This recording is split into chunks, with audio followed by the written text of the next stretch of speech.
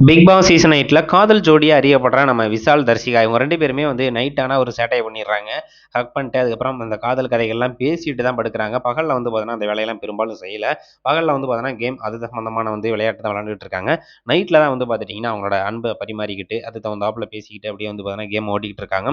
அப்படி இருக்கும்போது தர்ஷிகாவுக்கு இன்னைக்கு பிறந்த நாளாமா. எத்தனாவது பிறந்த நாள் அப்படின்னா, 30வது பிறந்த நாள் அப்படின்னு சொல்லிட்டு அவங்களே சொல்லியிருக்காங்க. ஸோ தர்ஷிகா அவர்களுக்கு இனிய பிறந்தநாள் வாழ்த்துக்கள். அதுவும் முதல் ஆளா வந்து பார்த்துட்டீங்கன்னா, நம்ம சத்யா அவர்கள் நைட்டே சொல்ட்டாரு. ஸோ சத்யா, அதுக்கப்புறம் நம்ம விஷால் எல்லாருமே வந்து பார்த்தீங்கன்னா சொல்ட்டாங்க.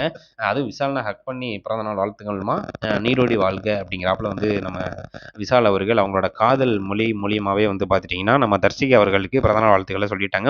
இங்க வெளியில வந்து பார்க்கும்போது 30 வயசா நம்பவே முடியலையே அப்படின்னு சொல்லிட்டு தீபக் ஒரு சைடு கிண்டல் அடிக்கிறதும், அதுக்கப்புறம் ரஞ்சித் ஒரு சைடு 30 நம்பவே முடியலையே ஏஜ் கம்மியா இருக்குன்னு நினைச்சேனே அப்படிங்கிறாப்புல எல்லாருமே சொல்லிட்டு இருக்காங்க.